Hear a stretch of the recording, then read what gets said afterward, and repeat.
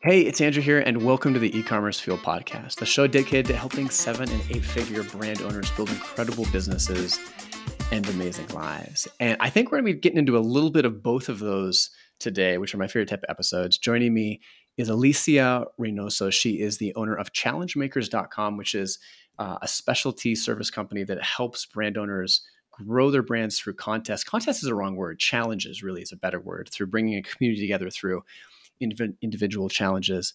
And she learned that skill set by scaling her brand. She's the co-founder of liveinfinitely.com, which is we're going to talk about here in a minute. But she scaled that business to 8 figures and beyond through what we're going to talk about today is these challenges and building community, which is, I think, fascinating. I saw her speak at Seller Summit this year, phenomenal talk.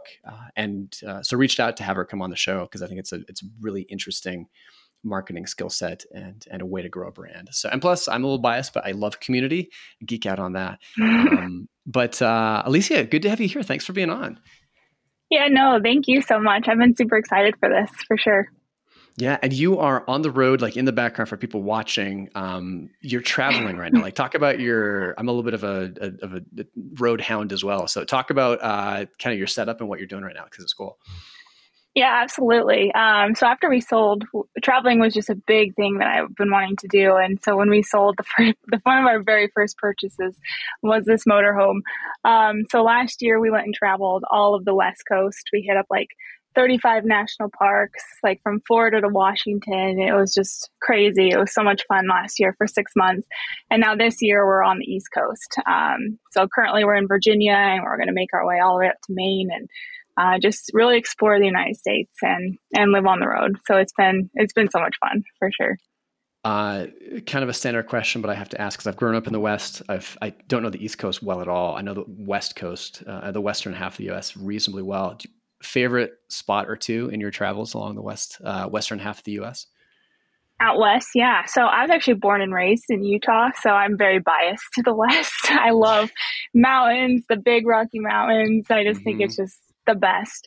But this last year when we were out there, I fell in love with the Pacific Northwest, like Oregon, Washington. Like it was just, if I could, I would totally live out there. The mountains were just stunning. The trees were massive, like the redwoods areas and stuff. So, and it was just a really cool outdoorsy vibe everywhere. Like we love mountain biking. That's one of our favorite things to do. And it was just mountain biking central out there. So, I really like that. I love Utah, but I love green. Utah is like a little too deserty. So if I had to pick somewhere out west, it'd be somewhere in Pacific Northwest.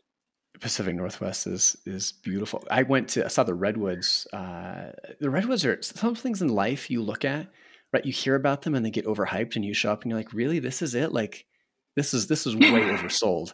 But you go to the redwoods and they are unbelievably impactful with just how massive and towering some of the forests in the Pacific Northwest. So. Honestly, you feel like you're in like a storybook. You're like, is this really like, I had dreamt of going overseas and traveling, and one day I'll get there, but what's in like our own backyard in the United States is stunning. So if you ever get the chance to just RV throughout the United States, way cool. There's so many cool things to find here. Yeah. And a mountain biker, I'm a lifelong mountain biker, love biking as well. Do you have a favorite brand? Yeah, I actually just did I'm a Santa Cruz kind of loyalist and just did a podcast recently on the brand that they have built and what a good brand and how they have probably tricked is the wrong word. How they have convinced me to pay a premium price for a product they've probably convinced me to pay like 30-40% more for a product that's maybe 10% better, right? Because of their branding, and it's so good. Do you have a favorite, do you have a favorite brand that you ride, or a mountain bike brand that you have an affinity to? Oh man, we're going to have to go ride together sometime. That's cool. But yeah, we use high bikes. Right now they're like an electric mountain bike. And so I was like super against electric mountain bikes because I like love the burn and I just wanted to work out. But then my fiance convinced me, like, we could go further, we can travel more. And I was like, all right, best thing in the world, like electric mountain bikes, because like we can, go like 10 miles further than most people, explore more areas. It's still like such a good workout. And like, we just have a blast. So those were kind of like intro electric mountain bikes. Otherwise, you're going to be spending like 20 grand on an electric mountain bike. So I think these ones were, I don't know, half that, if that. And so it was like a really good way to kind of get started. We're not like super pros yet at all by any means. So it was just like a good way to get into it. But have you ever rode an electric mountain bike? I've ridden electric bikes and they're super fun. And I've been on mountain bikes a lot of times when like people have buzzed by on them. And I've kind of been like, oh, electric mountain bike. In the back of my mind, I'm like, that looks super fun. I'd love to do that. So, but you still get so I haven't is the answer, but you get a great workout still, even on the e-bike, mountain bike version. Oh yeah. Yeah. Cause that was like, that's way important to me. Like, cause I just want to feel, I like the satisfaction of adventuring, you know, the exhaustion that comes with it. But yeah, you absolutely like, it's still like, you still work for where you're going. It just gives you that little bit of assistance and stuff so you can go further. Or if you're going to a mountain that doesn't have like a shuttle system, and you can ride yourself to the top and just go around and keep going. And, yeah, anyways, it's great. We'll have to like connect and you can try out my bike. Yeah, that'd be fantastic. I'd love to. Well, at the risk of losing anyone who's not a mountain biker, we should probably get into some business stuff here. Although I love the lifestyle. I love the outdoor aspect of it. And so, yeah. So exactly. Let's talk Live Infinitely. This is where kind of everything started. And correct me if I'm wrong, but you were selling primarily water bottles and like hydration stuff at Live Infinitely to start, and maybe even throughout the process. Is that fair? Yes. Yep. Water bottles was what really kicked everything off. We started with a cooling towel that flopped. Then we got a fruit infuser water bottle, and that just like where that took us to our first million or two. And then we like launched into a series of products like hammocks, backpacks, bug nets, stuff to go outdoors because I love adventuring. And that was like cool and really fun and did well on Amazon for a little bit. But then we were like, okay, what is our brand? We were just kind of selling a bunch of stuff. And so then we pulled back in the final few years of Live and Play was like primarily water bottles and supplements and fitness gear. And we got rid of the outdoor side. So it was on the water bottle side, it was the fruit infuser that really differentiated you. Cause I was thinking about this and I was like, man, I can't think how do you differentiate a water bottle, right? Like I remember once on a car drive being like, I'm going to make the best coffee cup. And all my friends were like, that is the dumbest idea I've ever heard of. Like there's a million coffee cups out there. You managed to do it with water bottles. So how do you, branding and kind of differentiation and understanding what your customers need is one of your skill sets, the deep skill sets. How are you able to build such a great brand about what is seemingly a commodity product that anyone could go buy off of like Alibaba and have shipped in? Right. So kind of like the whole story of it, a quick summary of it is, we got started on Amazon in 2014, 15. And that was when things were fairly easy to just rank. You could put products out and rank them. And nobody was selling fruit infuser water bottles. And it was actually my fiance that identified that. Like, here's like something that has like good ranking, but like the fruit infuser water bottles are like severely underserved. And so like we came in and put like a really great product in that market, and that took off. And that's when we were like, over the years, like we were growing like significantly in 2015, 16, 17. They were like, it was really exciting. And then that's when we like plateaued, and that's like Amazon was no longer easy. Like you had to be a little bit more creative about it. And we launched different style water bottles and stuff like that. But that's really when we pulled in and we're like, okay, what's our brand? What are we doing here? We're just selling all these products. Let's like actually make sure this is like a branded experience for a specific customer. And that's how we like came up with our community. And then, so we kind of like had the fortunate experience of early Amazon days. But what really differentiated us and took us to that 8-figure mark was getting creative and coming up with our community, because then our community beyond our fruit infusers, because the fruit infusers ended up not being our best sellers anymore. We actually had a sports water bottle that wasn't a fruit infuser. That was our best seller. And it was the community now at that point that differentiated us. So that was kind of like the big picture story of how it got there. Got it. So was it was the community built off of, I think I was reading some of your stats, like when you started doing these challenges, I don't know how much of it was the community versus the challenge, maybe you can comment on it, but it seemed like that took you from your plateau really into the 8 figures. It tripled your revenue, your LTV went up by like 50%. It really was a game changer. Was it just the community, or was it the challenges, or kind of a little bit of both that really helped propel you to the next level? Yeah. So I think that's just like, it was a little bit of both, but it was like really understanding brand, and like figuring out, okay, this is our customer, and creating everything for that customer instead of bug nets and hammocks and backpacks and just stuff we thought that they would like really getting to know them. Like, okay, this is our customer. She's a woman that, wants to feel confident, empowered, be healthy, have community support. So we give her everything that she needs within our community.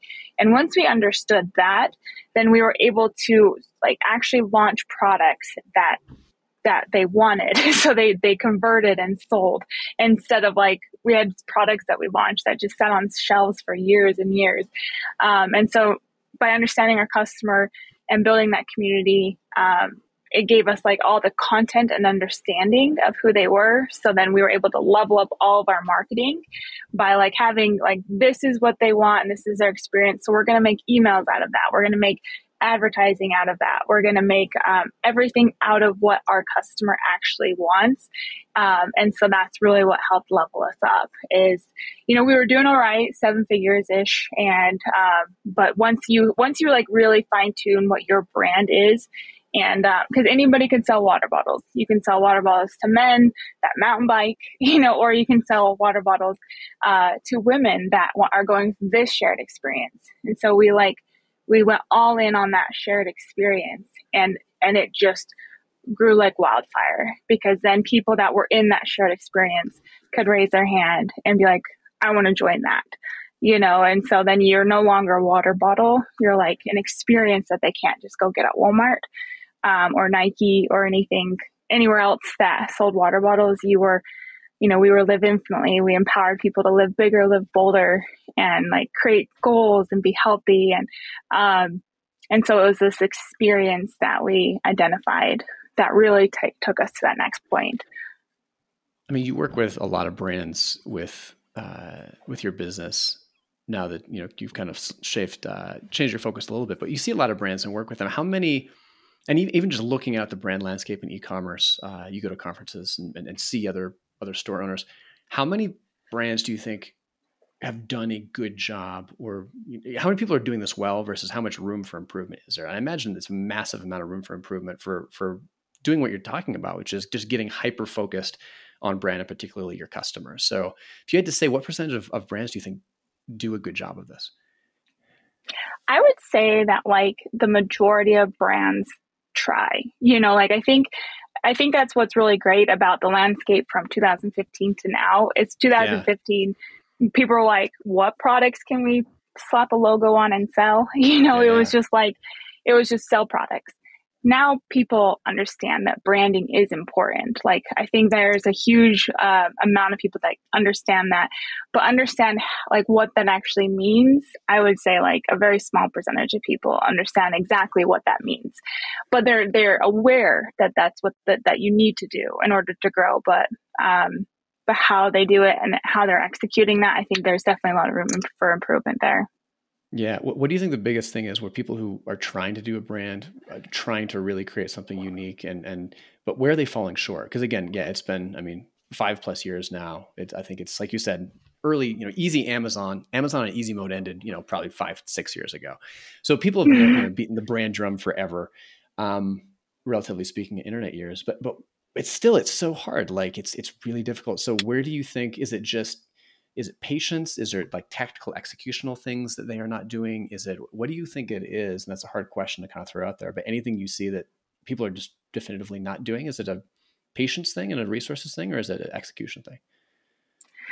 So I think it's like understanding what your brand mission is, and people like have like mission statements and things like that. But like really what differentiated Live Infinitely was like that we wanted people to live bigger, live bolder. And like, that was like That was like our brand mission. So people can start water bottle companies and that think like, oh, I'm going to help. I'm going to help women. Like if somebody were to try to just copy Livently and they're like, I'm going to start helping women drink water. And actually I've had several people now try to copy and it's like, they just like want to create this community to help people drink water, and they sell detox, supplements. And then that's it. But really the message and the core behind your brand isn't there. Like that's what the brand is. That's what people want to like relate to. And they feel your message. They feel like the story behind it.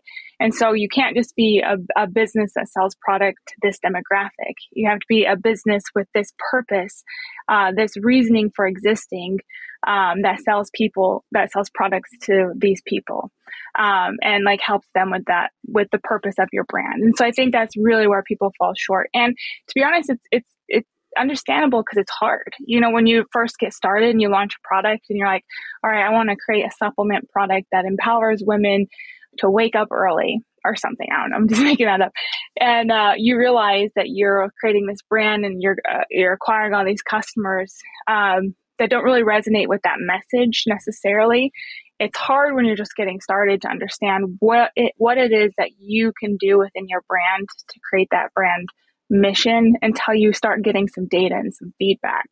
So it's like, I don't expect people starting out to have that nailed in. I certainly Livently evolved into what it is. I knew from day one, I wanted it to be something that would remind people to live their life with infinite possibilities and to go after their dreams. But how could I say that? I had no idea, And so as you start getting some customers and getting to know them and their pain points, and you can develop that core reasoning for your brand's existence. And that's what's going to create that brand, beyond just like a cute tagline and mission statement, and just trying to sell things to a group of people. Does that make sense? Oh, 100%. I think I've said this, excuse me. I've said this before, at least once on the show before, but follow your passion, I think is terrible advice in general. But I think it's probably, it got taken out back and beaten by 8 people with baseball bats for about 10 years for a while. And yeah. I feel like it's the way the world is right now, at least if you're looking for opportunity, because branding is more important, the best brands are from people who actually care, right? You're talking about mission. If you want to have a mission and you actually care about it, it's so much easier to stick with it. So I actually do think being passionate about what you're selling has become much more of a competitive advantage in the last 3 to 5 years. Yeah. You can't just follow it blindly, and it'll lead you down some dark alleys. And again, see baseball bats above, but I think it's become more important. Absolutely.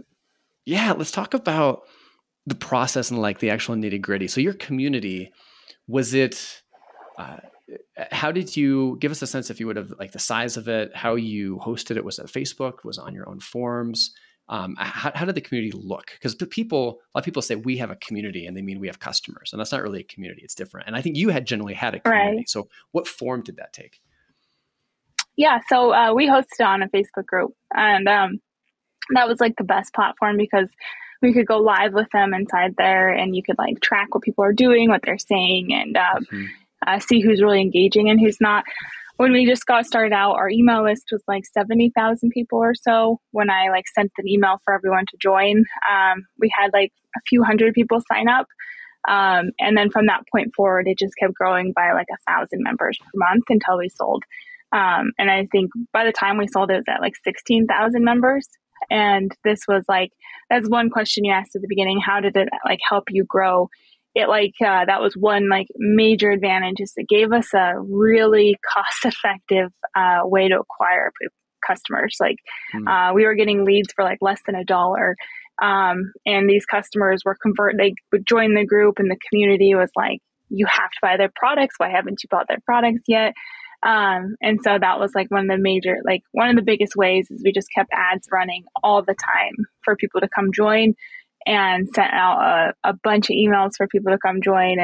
We just grew it so steadily for 16 months pretty much, because it was about 16,000 by the time we sold. But yeah, Facebook groups, still love them. And I still think they're the best way to do it. A little side channel here for running a community. What were some of the rules that you had? Because if you just let a community go without guardrails, things can get, even with good people, like things can kind of get crazy, right? Like you got to have standards. You have to have who's in, who's out, moderation principles. Like for us, we have a couple, three big ones are like respect. We try to be hypersensitive to respect. So if people are derogatory or just even condescending, we'll kind of ping them and be like, hey, that's not cool here. We try to nip that in the bud. We have a no politics rule in ours because it's just like we're a bunch of store owners who want to talk about like how do you build amazing lives and businesses, and politics just kind of takes things off the rail. And then the third one is reciprocity. Like we require all of our members to submit something when they join, like a case study, and to actually give back on to the community as opposed to just ask questions. So for you, like, what did you find? Did you have any guiding principles? Because man, running a community, it's amazing, but it can also be a lot of mental overhead and just always on, and it can be socially draining sometimes. So how did you keep the community like healthy? Oh yeah, absolutely. I know exactly what you mean about that draining sometimes. I like learned boundaries pretty quick for myself but yeah, some of the initial like things that I did accidentally that really helped was I kept a really strong ratio of actual customers to new people. Like I wanted the majority of people to be brand advocates and people that would have our backs no matter what was said. And then, I kept that. That's why like we could have just cranked that budget, but I wanted to like grow it at a very healthy ratio. So we had the old members indoctrinating the new members, of our standards and policies before it just like got crazy.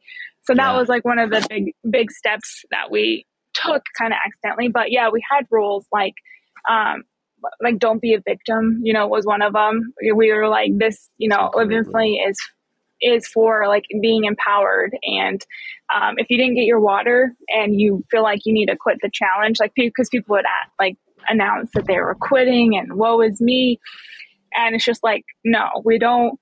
Like if you need help and you like truly are struggling, like reach out for sure. But like, we had a zero like tolerance for being a victim. And that like really helped with the mission of our brand, because that was like the mission of the brand was empowerment. And so that like aligned. I think it's important to take the rules of your community, make sure they really align with the values of your brand and what it stands for and what you will and will not tolerate. And so we had like a series of rules for sure, but that was definitely one of the biggest ones. And then we just had people in our community that were such strong brand advocates now that if anything happened, they'd be like, hey, this isn't okay. And they would do it in a very tasteful way, because like we had them every single time we'd have a live video or parties, we would go over the rules and our expectations and our values and the mission of the brand. And so that's why I'm saying like branding is so much more important, because you have to get them enrolled in that, in the empowerment side of Live Infinitely, or like what your goal is as a business, so they represent that as and hold those rules in place. So I think the rules got less daunting, and like the community aspect of it, like once you set the boundaries and figure that out, got a lot less overwhelming, because we made sure that the values of the brand were like top of everyone's mind as they entered the community. Let's dive into the very nitty-gritty process of launching one of these challenges in your community. So kind of the groundwork, branding, messaging, positioning. So all that stuff has to be in place. But once somebody has that in place, talk about creating the actual challenge. How did you think about that? Like, I think you mentioned in your talk, I took some notes, like don't sell them melatonin, like give them a 60-day sleep challenge, right? Like that's what you should do. So how do you think about creating a challenge, even what the challenge is, how you measure it, things like that? How does that work? Well, the simplest, I guess the overall structure of the challenge is a core objective and then weekly challenges. And so the core objective is the thing you have them pledge to do that is adjustable to meet them where they're at. They can pledge to drink however many ounces of water where they're at, and so we have that core thing that they pledge to do. Ideally, it relates to your products, like if you sell something and it can relate to it, but it's not absolutely mandatory. What it needs to relate to is the mission and values of your brand. like that, the core objective needs to align with that, absolutely, whatever that is. And then you build the weekly challenges to, well, backing up a little bit, that's the structure. The next step is to identify your customer and the customer journey that they're on, where they are in the before state and where they want to go in the after state, and the objections that are stopping them from achieving that. And then you create little weekly challenges to overcome those objections. And so the whole concept of the community is that we're taking somebody from point A to point B, helping them achieve their dream outcome, even if they never pay you anything. They never buy your water bottle. They never do anything. They just come and experience this community. And then they're like, man, my life's changed. I didn't buy anything. Like what would my life be if I bought something from this incredible company? And so that's the whole like big picture concept of it. And then the nitty gritty is once you got your core objective that aligns with the values and mission of your brand and the many weekly challenges that help people overcome their objections to getting to the outcome that your brand mission helps achieve, then you structure it however long. I picked 60 days because I just read a statistic that 60 days is about how long it takes to form a habit. And drinking water is very much habit-based. But it's really 30 days or more is a great time frame. And then, if you have an existing customer base, you announce it to them. And one big question or concern people always had is like, because they hear about the like transformative, testimonials I got. And so they think that the core objective needs to be this life-changing thing, and doesn't. Ours was just drinking water every day. The what's life transformative or whatever is the weekly challenges, you showing up to the weekly lives and sharing the mission of your brand week to week. And so like you don't have to overthink it at all. You just set that core objective to be something that really truly helps them if they do every single day. And then set up your weekly challenges, invite your email list to come join, see how it goes, and then ask for feedback and just say, and that's how I got to know my customers. I was like, oh, you don't want to go hike a mountain. I get it. I totally thought that I'm building a fitness outdoors brand, and no, I really wasn't. I was building this community of like women in a much different time frame in their life than I am, and so I would ask them after the first 60-day challenge, like, how would you think? What other things could we do that will help you? What other little challenges could we do? You could change your whole core objective if you wanted, and your weekly challenges, but get one out. And if the only thing that matters, like beyond the structure, and I emphasize this a lot, beyond the structure of what you do, what matters the very most is that you really care and that you show up with sincerity. Because I've had clients that I've worked with that communities can tell, that they don't really care that much. And so you kind of don't see the same results, and you probably will never see the same results as Live and Play or some of my best communities that are just as culty as Live and Play, as Live and Play was. But it's you can't really go wrong as far as the structure goes. It's more of you as the founder showing up, sharing the value and the mission of your company. That's the most important thing, and that you really care in helping them get to their after state, their dream outcome. And that's the most important part. On the challenge you had, so the drink more water challenge, you've got the main challenge, which is obviously drink more water, because it's going to help you in all these different facets of your life. A couple questions. One, how do you measure that? It seems like any challenge, like drinking water, it seems like, do people just self-report that? And then what are the you said there's kind of weekly challenges as well, which are kind of sub-challenges within the greater one. So how do you deal with reporting? And because it seems like if you make it too hard, then people don't do it, or they, fudge it. So how do you deal with reporting? And then how do you think about what are some of those sub-challenges that you had? Yeah, great question. So for reporting, we would give them a challenge packet when they registered. And that had a calendar, just a page that they could write down the number of ounces that they drank every day.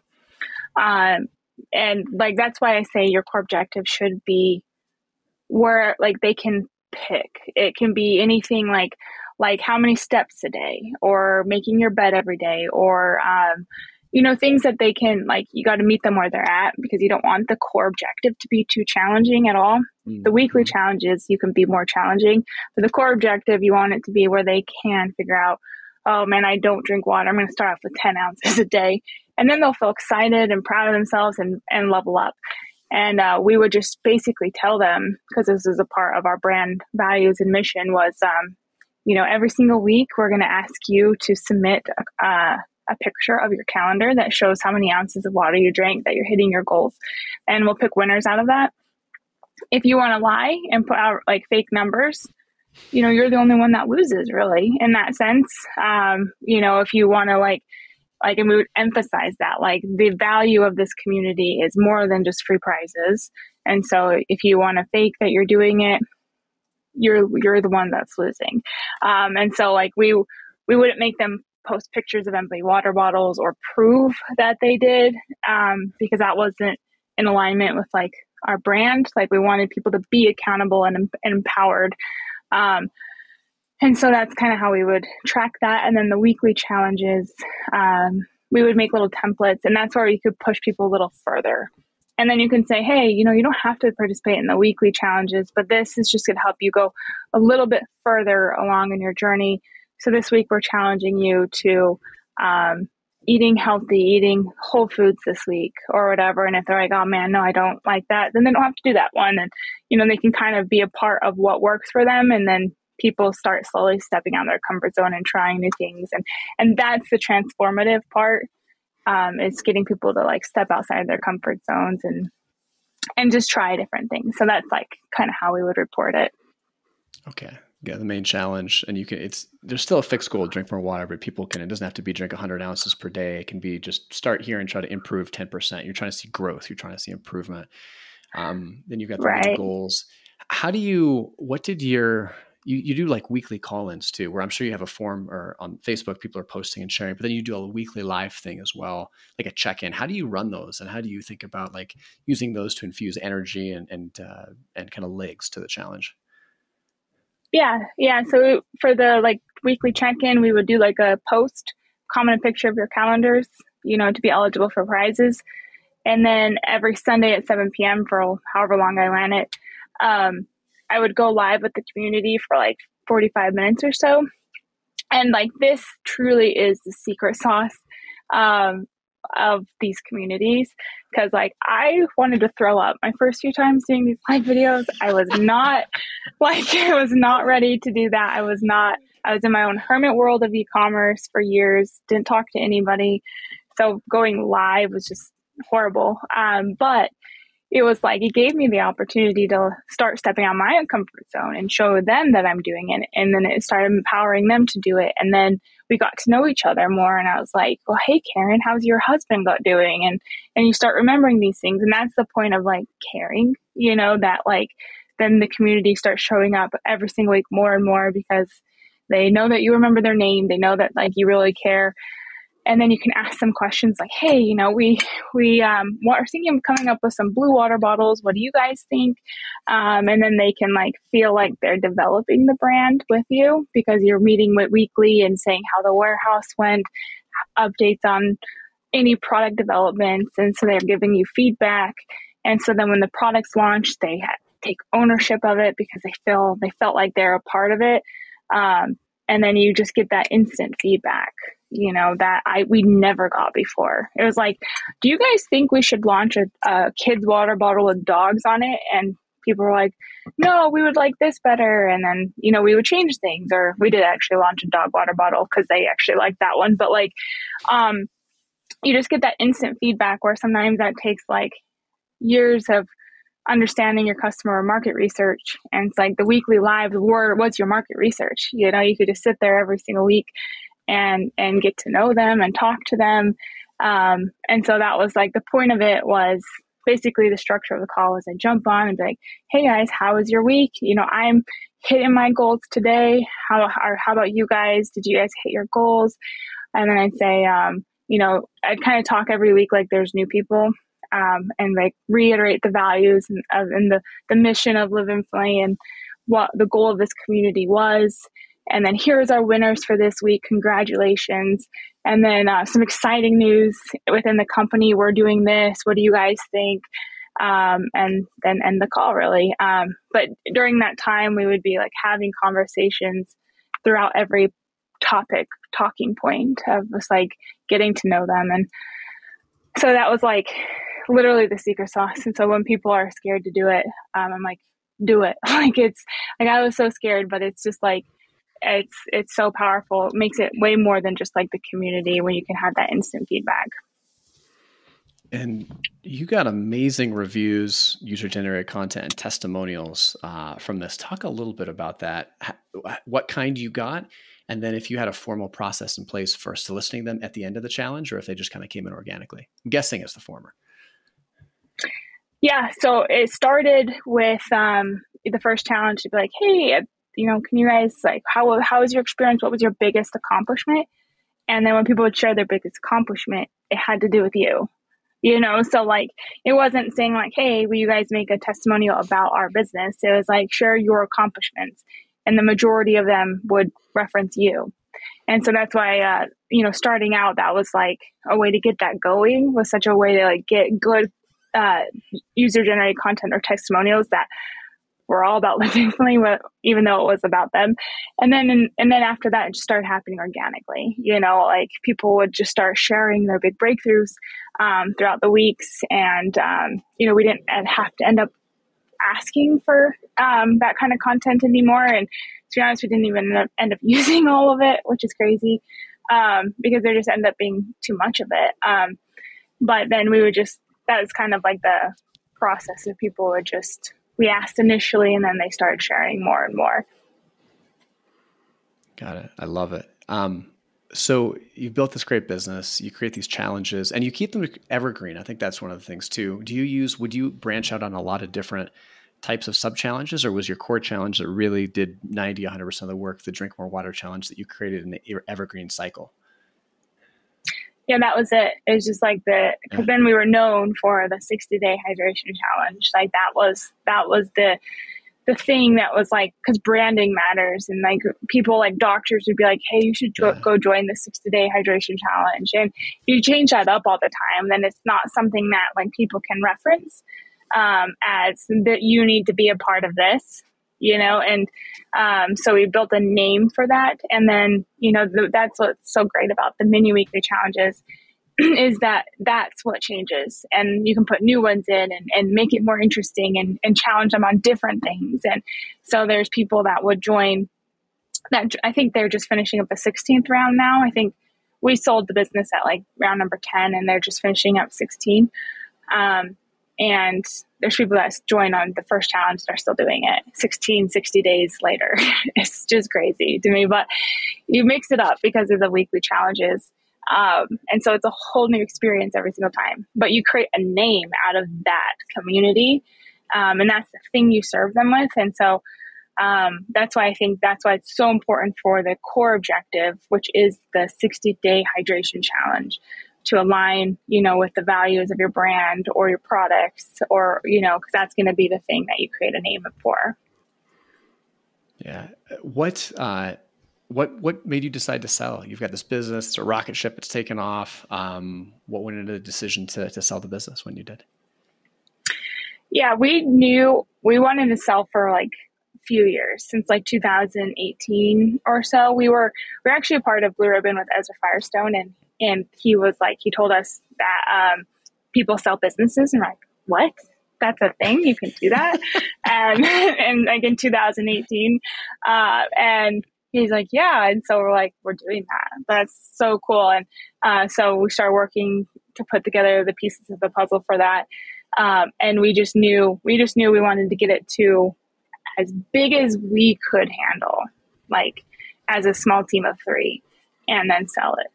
Because at that mark, at where we were at, we were like literally exhausted. We would work all day. Like we'd go to the warehouse at like 7 a.m. and then get back home at like 11 p.m. And because we did all of our ads, everything for our business, our own warehousing, and shipped our own orders. And And so we were just like, but we were just trying to hustle through because we knew we were going to sell. And so in order for us to keep the business, we would need to level up and hire people and do all these things that we didn't have skill sets for yet, And so it was like, let's just take it to like the max that we can do. And like, we had a few years of never seeing an airplane or traveling, and it was really hard, but you're just like, you just know that it was like, you're just going to hustle till the peak of what we can handle as a small team. And then that was it. And so it was really, really, really hard because I grew to love the community like a lot. And they just felt like my life's purpose at that point of like, empowering people to live their life with infinite possibilities and go after their dreams. And it was just so cool. But I knew we needed to either level up or sell. And I just was itching to travel again. And it was just like, it'd be nice to get the chips off the table, go travel. And I'm so glad we did, because now like that same fulfillment that I had from that community, I've been able to like have by helping other people create these communities too, and then travel. So we're not locked in a warehouse anymore. So it's like, I'm glad that we did, because we weren't equipped to take it past 8 figures. Well, I think that's pretty phenomenal. I'm sure people caught up, but if you didn't, like 8 figures, 3 people, that's, I don't know. I mean, obviously you guys were working like dogs, but that is unbelievable from just a human labor potential to or capacity to getting it to that level. So well done, man. I think this is unbelievable getting it there with that few staff. Thank you. It's when I saw my first gray hair. How did you, was it? So that's a sacrifice. What did you, the other thing too is selling a business. Like selling a business is a job in and of itself. It takes a ton of time, a lot of work. And then you can't, of course, you got to keep the business running. Even more so than normal, you have to keep it running, because the last thing you want in a sale process is to have like revenue start to taper off or have issues. Mm-hmm. And so what was that last, I'm guessing your sale process was just ballpark 6 months plus or minus, maybe longer. Was that last 6 months just brutal, or were you able to do all right? Yeah. Well, it took about 1.5 years was the sell process. But honestly, the reason we were able to do it was we had the best broker in the entire world. I don't even, you probably won't care, but his name's Chris Bodner. And he helped us so much in the process of the sale, and like piecing it together and like helping us with our expectations. And because it's an emotional roller coaster for sure. You're like here, and then all of a sudden here, and then it's just like a product listing on Amazon gets blocked. We're trying to sell, and it's crazy. And so you're absolutely right. It's a hard time, and we couldn't have done it without Chris, for sure. Is he with a certain brokerage, or who does he, or is he on his own? He's on his own now. And then we're actually partnering with him a little bit with this future thing that we're going to work on. And so like, if there's any businesses that like wanted to sell, like through the process of all of our clients that we help, he'll be with us in that sense, but he's on his own brokerage anymore. Got it. And then talk about challenge makers a little bit. That's something that it's a kind of an agency service, not sure what quite you call it, but you're helping other brands be able to build these challenges, roll them out, build community, maybe do brand consulting as well. It seems like you have a real gift and eye for that. Talk a little bit about how you're helping people there. Yeah, so that accidentally happened after we sold. I spoke at Blue Ribbon and with Ezra, and then after that, people asked me to help them with communities, and I was like, sure, because you just have no idea after you sell what you're going to do with your life. Your whole life purpose is just gone now. So you're like, I guess, that sounds great.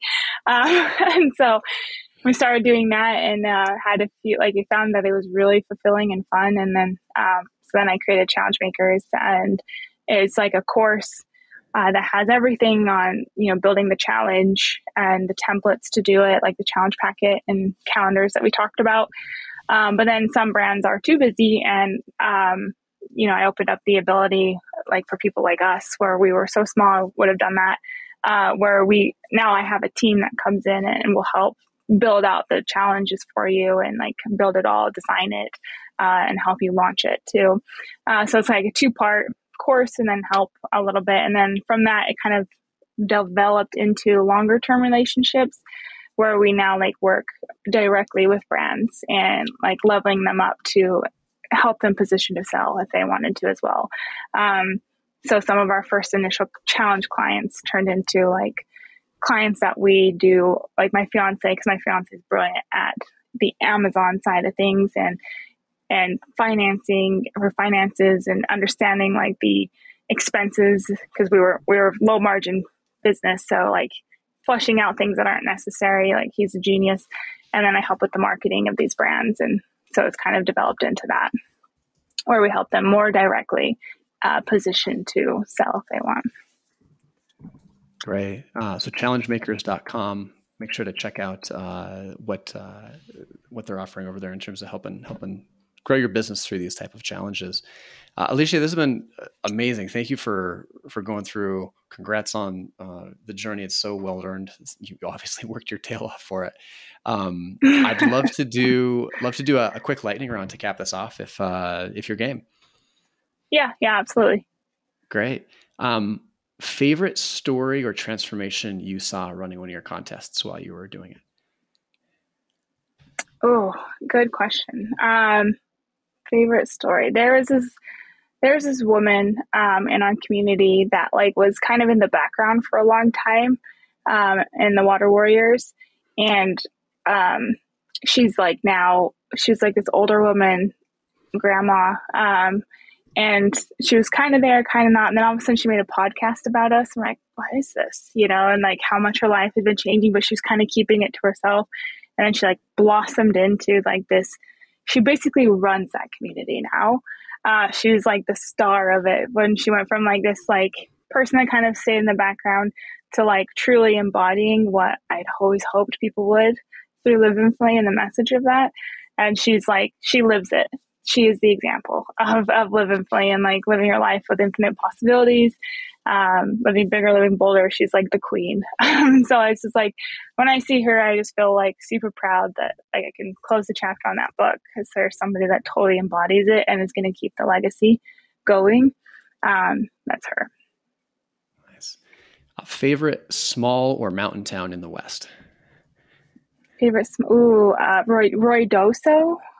Maybe because it sounds like my last name a little bit. I don't know, but it is in Colorado. Kind of, I don't remember where it was by. We were visiting the Great Sand Dunes National Park, and it was like maybe an hour or two. This beautiful little mountain town that was just like in Colorado with like these massive mountains, and we found good mountain biking trails and frisbee golf courses. Just random. So Ruidoso in Colorado. Is it Ruidoso? I actually have no idea. It's been so long. There's a Ruidoso, New Mexico. I'm trying to find the one in Colorado here. Let's see. I think it's ROY, Ruidoso, Colorado. Ruidoso. Okay, we can dig it up offline. I'm going to go. I'm a total map geek here, so this will be fun. Okay, cool. Yeah, I've never heard of that one. Actually, no, you're right. Ruidoso was in New Mexico. What was the name? I'm so bad with the names. We did go to Ruidoso in New Mexico, but in Colorado, I can't remember the name of that now. Then I'll message it to you, and then you can update that if you'd like. But okay. It was the Colorado mountain town. That was much better. One of your favorite memories from your childhood? Hiking for sure. That was by far probably why I loved the outdoors anymore. My dad would take us on these crazy hikes when we were like 6 or 7, way too young to be doing that. And if I was a mom, I would just beat him for doing this, but it was the best memories. It was just the best memories. And he'd take us up with like hardly anything prepared at all. And we would just sleep on the mountain. And as we come down, no tents or anything. It was just total rugged. So it was just like, but I don't know. I love that experience because it felt so like intense as a little kid, and probably why I love hiking now. Did you love it at the time? I know a lot, like I love getting out into the mountains, but when I was a kid up until probably 10, like if your parents were like, hey, we're going on a hike, it'd be like, oh man, it's so lame. I don't want to go hiking. And then you kind of grow into it. But it sounds like right from a young age, you were all about it. Yeah. Oh yeah. I loved it. And it was mainly because like my parents got divorced. So my dad would pick us up and it was like, yes, hiking, like that was the thing we got to do with him. As that, or like we'd go like to hotel rooms and swim, but the hiking was way preferred. So from a very young age, that was like my favorite thing he would take us to do. Nice. What's the hardest part of your business? And maybe we can do the challenge makers, right? The one that we're talking about that you're kind of in the thick of right now. What's the hardest part of that business?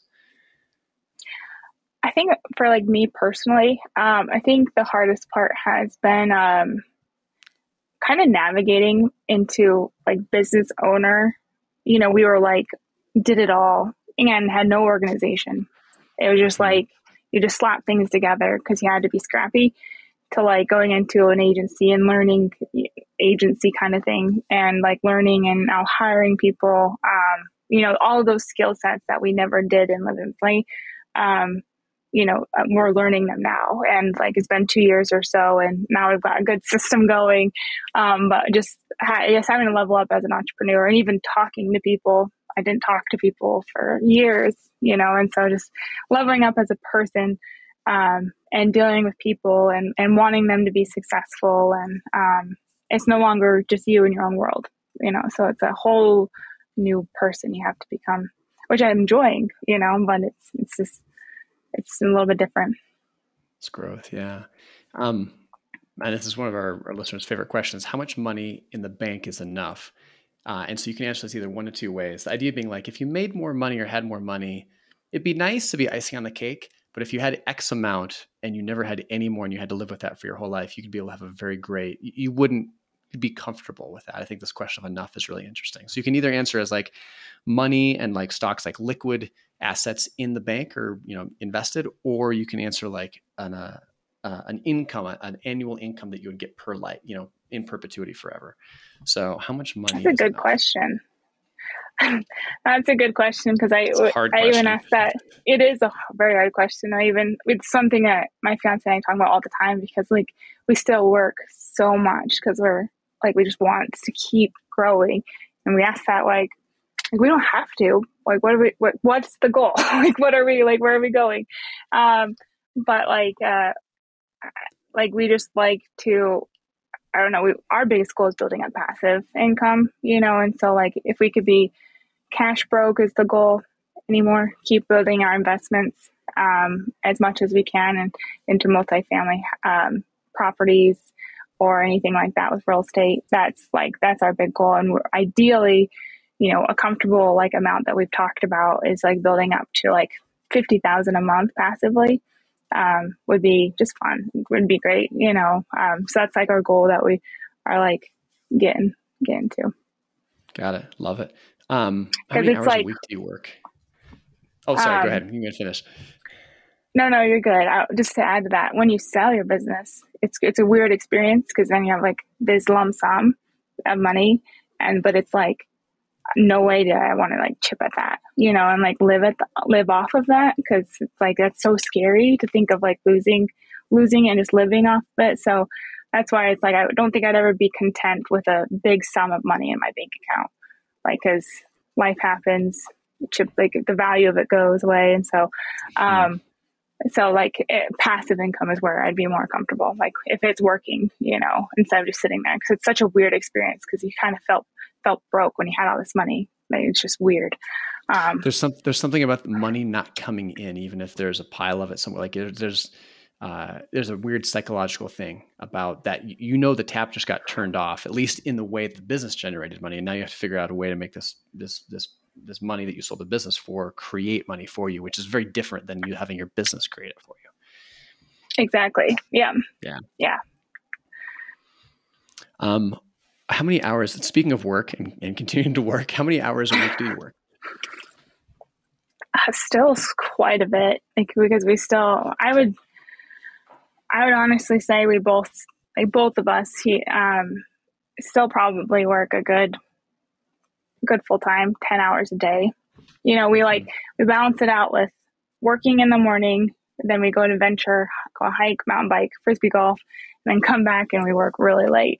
And it's always because we always have some new goal, some new idea that we want to like pursue and do. So we still work quite a bit. Is it, and I think a lot of entrepreneurs, myself included, have this to some degree. What is it that is, I mean, you had a great exit. You know, you're traveling around, like you said, you don't have to work necessarily. How much of it, and kind of probing a little bit here, how much of it do you feel is because you're excited about the work that you're doing and you're really excited about it? And how much do you feel like you've got some drive to be productive and grow and keep going, that you're maybe almost like a guilt of not working? Like, what would be the balance between those two, if any? Honestly, I feel like it's like all just excitement. You know, like I like before we sold, I was excited about like helping other people, and we hadn't even sold yet. And I was like, you know, maybe I could get a speech in and maybe I could build courses. And so I think we're both like, it's just, I think having a purpose in life is still so important, no matter how much money you ever have. Like just feeling like you're doing something, you know, that contributes. And like last year was the first year of like full year of Challenge Makers while we were traveling. And it was the best year of my life, because it was like, you're like traveling and experiencing things, but also helping other brand owners make a better impact on their community. And it was just like, this is so cool. And I think it was still been really fun just to travel. But like what made it so amazing was that like there was still so much purpose and like feeling like I'm meeting people and doing things. And so I don't want to lose that. It's really exciting to just meet new people and try to build new things and feel like you're, I don't know, doing something. As much as like hiking and biking, I could do all day, every day. When you're out there, sometimes like your brain's still thinking of like, well, what about this project? Or what if I could do this? And it's just, it's fun to stay driven and have dreams, you know? Yeah, totally agree. Last question for you. Who's one of the most interesting people you've met in the e-commerce space? Could be a client, could be a store owner, it could be, you know, just someone related to the e-commerce world that you've been like, this person's doing some cool stuff. I admire this person. I have to say Ezra Firestone. From day one, like I saw him at the Amazing course or conference when I was 19, 20, starting out.